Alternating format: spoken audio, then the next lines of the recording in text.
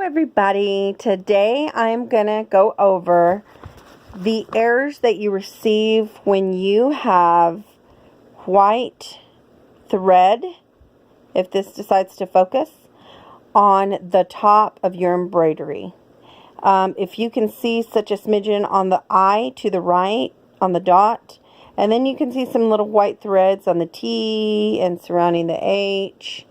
And then to the left, there's a T. That's how it began. So I was like, no. Since I had a job to do, I had quite a few jobs to do.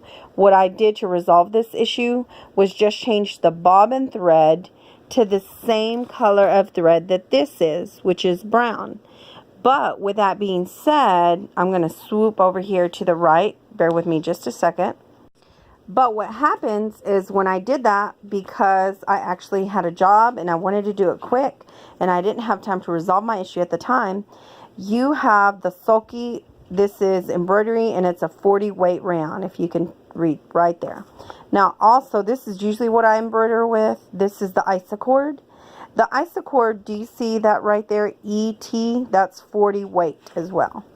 So even though I did that and it resolved my issue temporarily, this is what you're supposed to use. This is what they tell us to use. And it's 90 weight. So I knew there was a difference in using the 40 weight as opposed to the 90 weight. I just didn't realize until the job was over that this was 90 weight. So to resolve my issue legitimately for future jobs, sorry I have sausage fingers, I'm going to go back to a video that I did about bird nesting. Bird nesting is when you see the gold on the back. So whatever you're embroidering with, it doesn't matter that you have white on the bottom of the bobbin. Whatever you're embroidering with, let me see where that gold was. Okay, that's this one, number 1. So this is where I started with. This is bird nesting. If you pay attention, the thread, I'm going to see if I can move it. It's kind of thick. And not only is it thick, but you can't really tell. But the loops are up. The loops are coming undone. So I didn't know how to resolve the issue. So I changed my tension. And then I realized that it's actually the bobbin thread. So if you see white on your embroidery, you can see white all through here. It is because you have to change your bobbin. When I say change your bobbin, you have to tighten it or loosen it.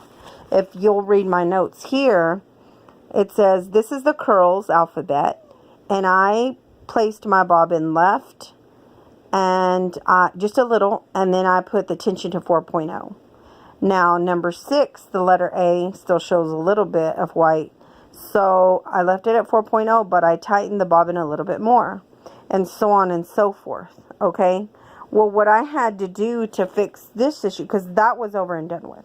What I did to fix this, the T, and then this I, so there was still white.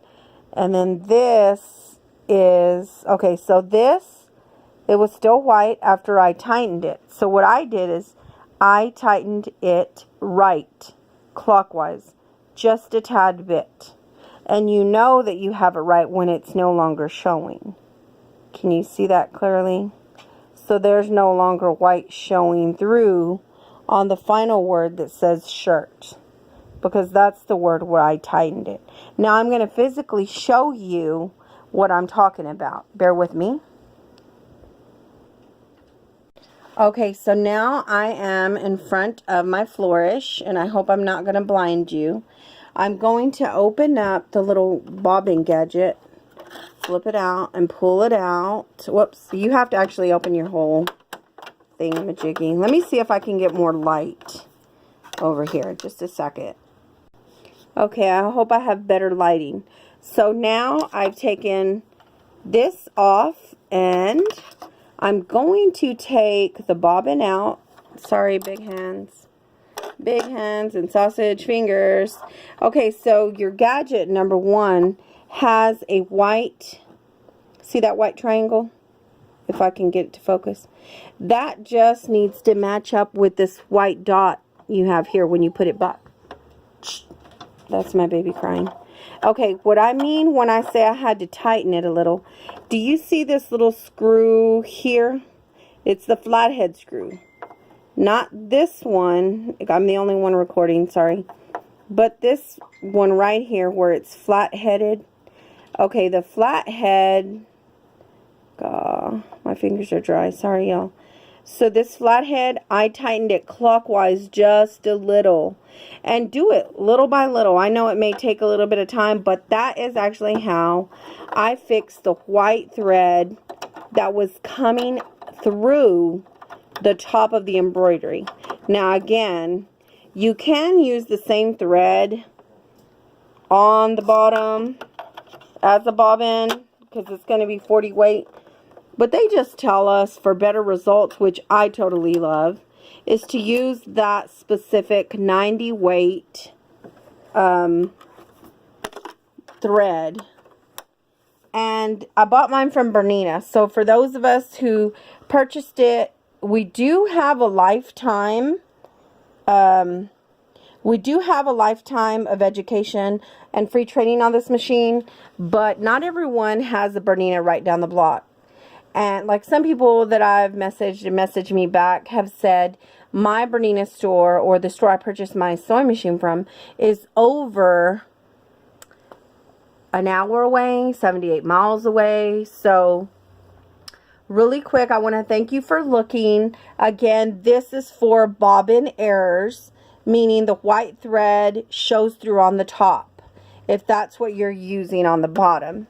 And again, they tell us to use specifically, let me grab it, to specifically use the finishing touch because it is 90% or the 90 weight. But I've heard many ladies who were kind enough to share their information as well, and they use other kinds of thread. But this worked for me, and I'm going to continue to use it. And hopefully this has answered all your questions about the white thread, the bobbin white thread, showing up on your embroidery job. Thank you for watching. Let me know in the comments below if you would like for me to specifically do a certain video on something, because I won't know unless you tell me.